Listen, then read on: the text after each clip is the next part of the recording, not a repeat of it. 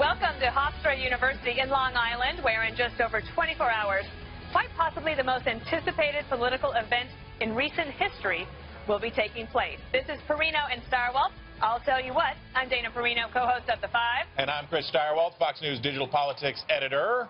And we've got a lot of ground to cover tonight. We are going to take you inside the last-minute preparations to examine where things stand at this very moment.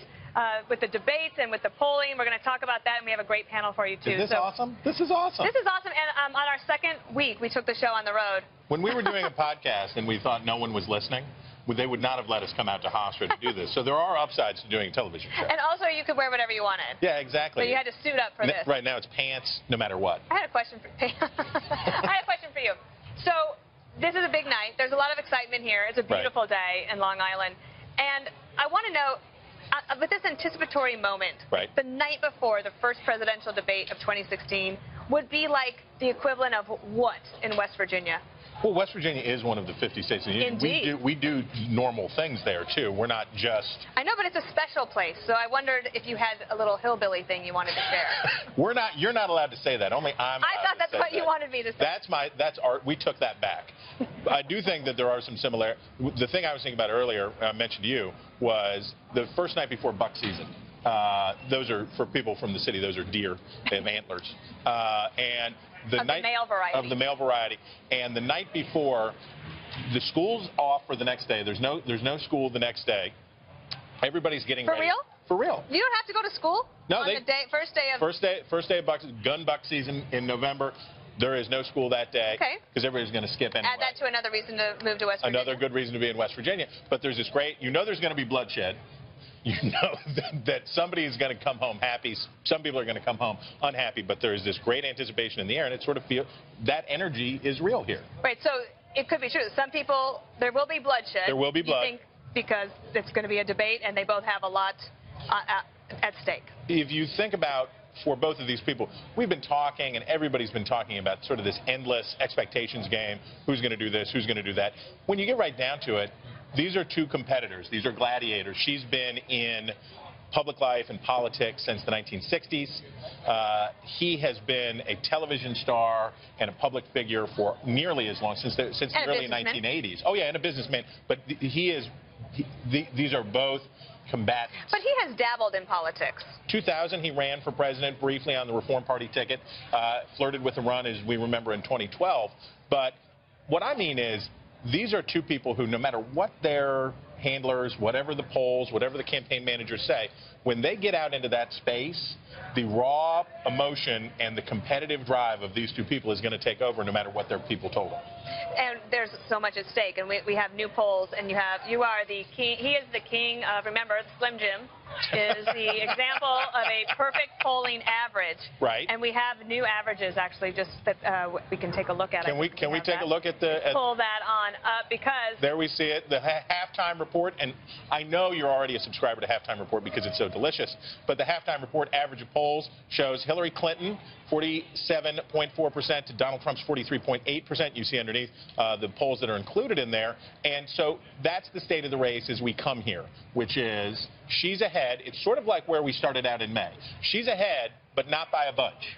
She's ahead, but it's far from prohibitive, and there's still enough slack in the line. There's still enough movement here that a big performance by one or the other of these, or a bad performance by one or the other of these people, could swing this race in a substantial way. Do you buy into something that's a saying that I've heard before, so it's not mine, and I used it yesterday on The Five, and I felt bad that I didn't credit whoever the brilliant person was that came up with it, but that it's rare that you could win a general election based on a debate, but that you could lose a general election based on a debate. Like if you did terribly. Gerald Ford famously, there is no Soviet domination of Eastern Europe, and Poland was like, bro. I feel bad for him, though, because I read the James Fallow piece in the Atlantic. It's a long 11,000-word piece, and he explains what Ford was talking about there. And Ford kind of deserves a pass in history. Okay, well, we'll mark it down. When we write the I'll Tell You What version of presidential history, we will definitely... a great textbook. It would be, I'll tell you, now sit down and listen, I'll tell you what. You would want your children to read that one. I don't know if they'd be any smarter for it, but yes, I agree with your premise wholeheartedly, which is if you have a great performance, if it's a knockout, if it's Boffo, ask Mitt Romney in 2012, hey, you have a great performance, that can evaporate. But what you can do is screw up so much that it stays. And Admiral James Stockdale, bless his heart, a prisoner of war, an American hero who Ross Perot picked as his running mate. Yep. That was it. And that was it for Stockdale, and it hurt Perot substantially. So, yeah, you can have those blowout moments. But if you're so cautious that you're worried that you're going to do that, you know what you might do? Right. You might just go up there and lay a big egg. You might What if you had no energy? You don't want to be low energy. No. We don't never want We you know never want to that be low energy. from the primary. Low energy is bad. But you don't want to be too high energy. Right. If you go in and if you remember in the vice presidential debate that we had between Paul Ryan and Joe Biden, Biden came in and the choppers were out. He was just he couldn't wait to get in and take a huge bite out of Paul Ryan's backside, and he was high energy, and Ryan seemed So calm. low energy. It was Right. too far down here. So it's going to be interesting to see, because Clinton is, I don't want to be pejorative, I don't want to say that she's low energy herself, but she certainly, compared to Trump, is a much more staid presence. Well, okay, I want to ask you about one thing, which is the nonverbals, because we're going to, throughout this show, we're going to talk about how they should position themselves, what they might say, how they might argue. But a lot of this is in the nonverbals. And one of the questions that we ask the people, is who would you rather have a beer with? Okay. Okay? So in this debate moment with Bush, then Governor George W. Bush versus Vice President Al Gore. Right. This was the moment that I'm told that the Bush team really believed that he had locked up that who would you rather have a beer with moment, and it was nonverbal. Take a look.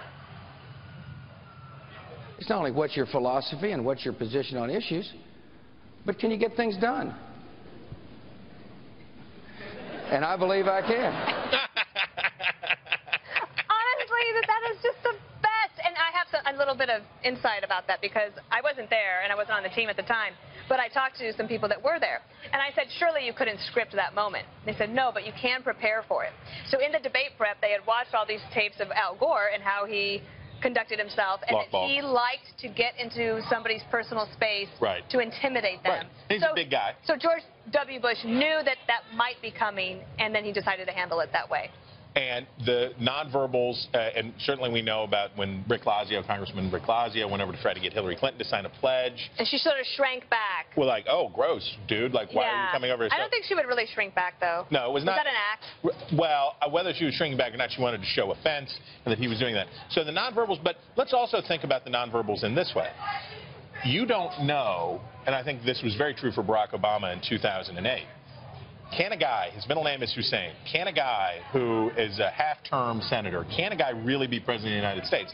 This setting in this space, it's sort of like, put him there, and does it look credible? Is it reasonable? So there is the greatest nonverbal test is just as they walk out on stage, can you say, yes, I see that person as the president. That seems okay to me. Or they say, I'm not buying it. So Amy Walter of the Cook Political Report, she's smart.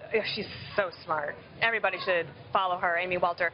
So she was writing this week that one of the things that both candidates need to do is try to ease any undecided's torment about this choice, because her point was that this is historically, we have an unprecedented situation with the two most unpopular candidates in our history. Right. I mean, yeah, look, these people are going to get so much recommendation. Do this. Thank you. Exactly. I think they agree with Dana.